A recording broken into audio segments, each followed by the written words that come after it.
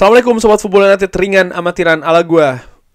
Hari Sabtu malam waktu Eropa atau hari Ahad dini hari waktu Indonesia, Manchester United akan menjamu Chelsea. Ini laga yang penting bagi Manchester United karena saat ini sedang dalam situasi tertekan. Dengan apa yang diraih oleh Ruben Amorim di 4 pertandingan, hanya sekali menang, 2 kali kalah dan sekali seri. Ini mengecewakan banyak pihak termasuk fans. Walaupun manajemen Manchester United menyatakan dari beberapa informasi menyatakan bahwa mereka masih mendukung Ruben Amorim, tapi fans nampaknya menuntut hal positif ini segera bisa didatangkan di Manchester United, termasuk ketika menghadapi Chelsea. Chelsea sendiri saat ini di Premier League berada di posisi yang jauh lebih tinggi dibandingkan Manchester United. Manchester United berada di peringkat ke-14, sementara Chelsea berada di peringkat ke-5. Selisih poin ada 4. Yang menarik adalah bagaimana angka mencetak gol dan juga kebobolan dari Chelsea dan juga Manchester United. Chelsea membuat 9 gol di 4 pertandingan, rata-rata 2 gol lebih ya. Dan kebobolan hanya 3. Jadi 1 pertandingan tidak sampai 1 gol kebobolan. Sementara Manchester United dari 4 pertandingan mencetak 4 gol. Berarti 1 pertandingan 1 gol. Sementara Manchester United kebobolan 7 gol. Di mana 1 pertandingan hampir kebobolan 2 gol. Rata-ratanya seperti itu. Ini situasi yang menurut gue anomali yang cukup berbalik ya jika dibandingkan Chelsea dan juga Manchester United. Ini juga memperlihatkan bagaimana keadaan yang cukup beda ini antara Manchester United dan juga Chelsea. Dari situ sangat wajar dalam tanda kutip bahwa Chelsea ini lebih diunggulkan di pertandingan ini walaupun akan dimainkan di Old Trafford. Melihat situasi Manchester United menghadapi Manchester City di mana Manchester United sangat terdominasi di pertandingan tersebut, tidak bisa mencari solusi bahkan untuk mencetak gol ya, dan juga menahan dari kesalahan-kesalahan yang dilakukan yang akhirnya gawangnya jebol 3 kali.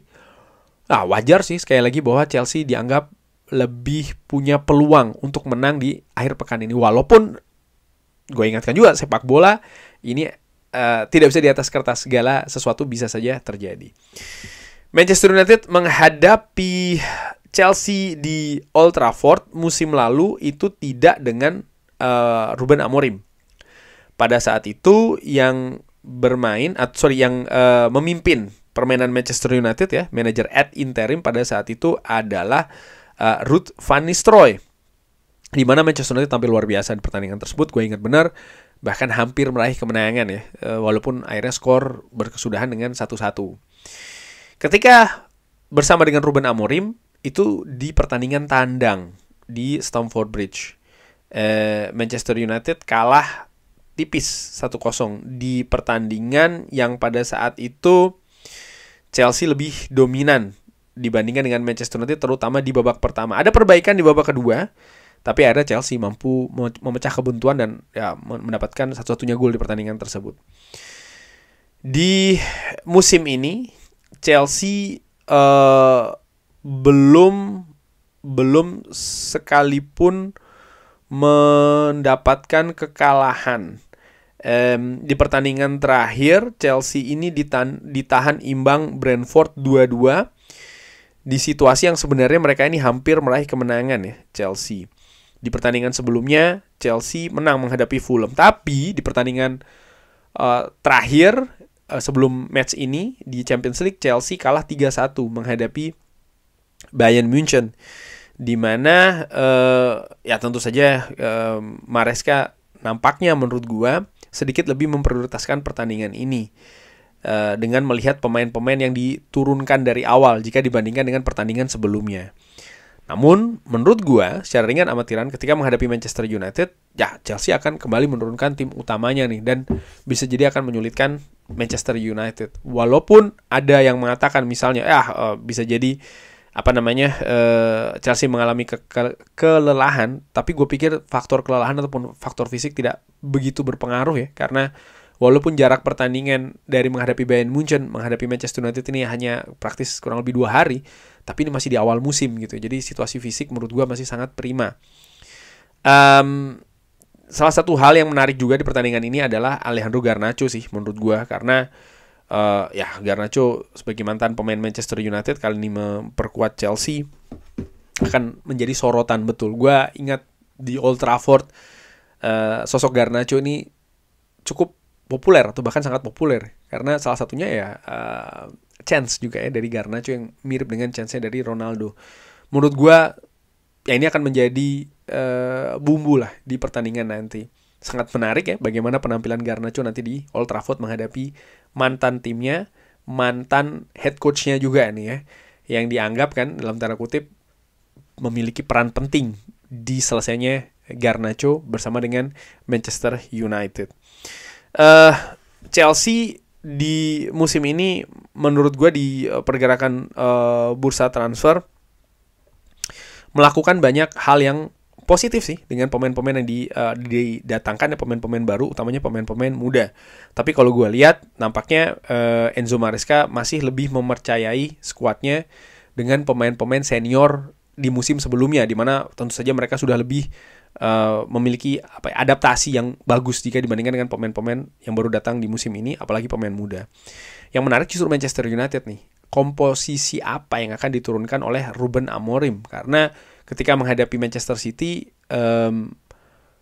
situasi tidak bagus sih menurut gue di atas lapangan tanpa kehadiran Matheus Cunha dan juga Mason Mount. Dua pemain ini ternyata memiliki pengaruh yang sangat penting sekali di permainan Manchester United di atas lapangan. Absennya mereka ini membuat misalnya lini tengah Manchester United, lalu juga kemampuan Manchester United dalam melakukan serangan, ini jadi tidak berimbang. Ketika Manchester United melakukan serangan di Etihad, gue lihat bahwa Manchester United ini sangat sangat mengandalkan Mbeumo seorang. Perimbangan dari amat minim, Benjamin Sesko apalagi.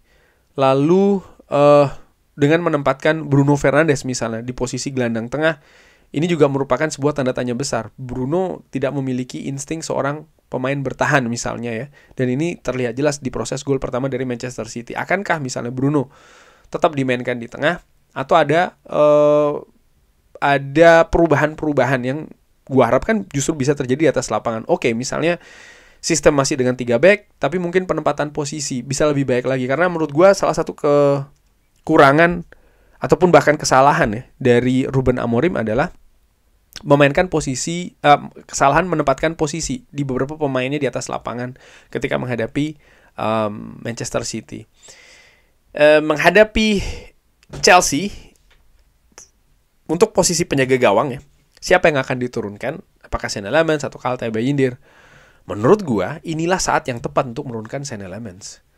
Altay Bayindir ketika menghadapi Manchester City kebobolan 3 gol, sempat melakukan blunder menurut gue ya di awal pertandingan, bolanya lepas ya kan, untung masih bisa diamankan lagi, tapi ada keraguan di sana.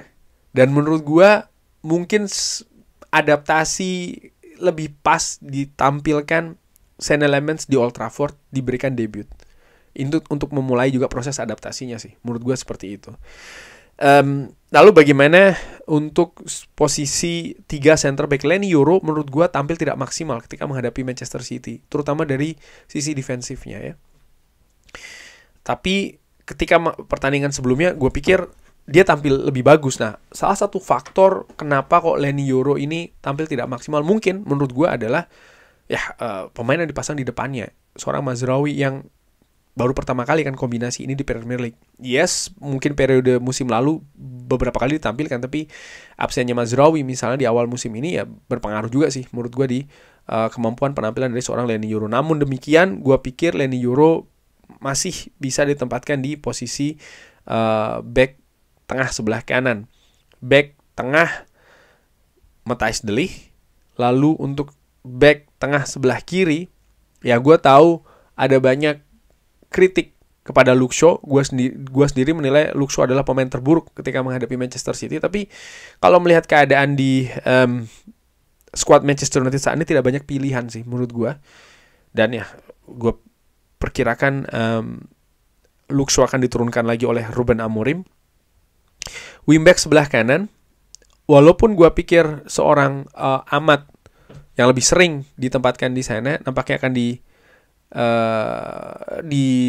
diberi kesempatan gitu ya. Bagaimana juga Amat, Leniero di belakang dan juga Mbeumo di depannya. Ini kan beberapa pertandingan awal dimainkan.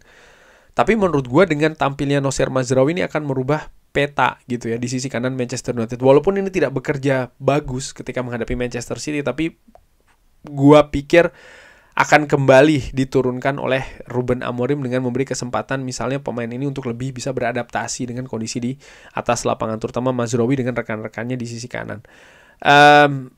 Posisi gelandang tengah sekarang ya, gue menilai dicadangkanlah Casemiro ketika menghadapi Manchester City adalah untuk memberi kesempatan ketika menghadapi Chelsea.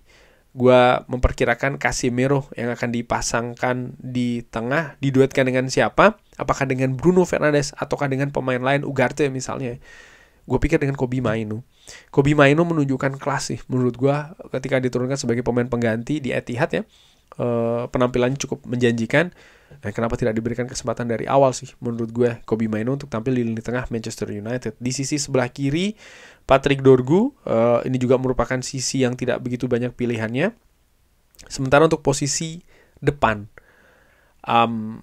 gelandang serang sebelah kanan seorang Mbeumo, lalu sebelah kiri Bruno Fernandes, di mana posisi ini dimainkan di babak kedua ketika Manchester United berusaha untuk mengejar ketertinggalan. Dan gue ingat betul di awal-awal babak kedua sekitar 8-10 menit sebelum gol kedua dari Manchester City, Manchester United tampil bagus, mendominasi, menyerang, memiliki tekanan yang menyulitkan Manchester City bahkan untuk bisa build up dari bawah. Jadi menurut gue ini bisa dimainkan, Bruno Fernandes ditempatkan di sana. Dan yang menarik adalah untuk striker, siapa pemain di depan.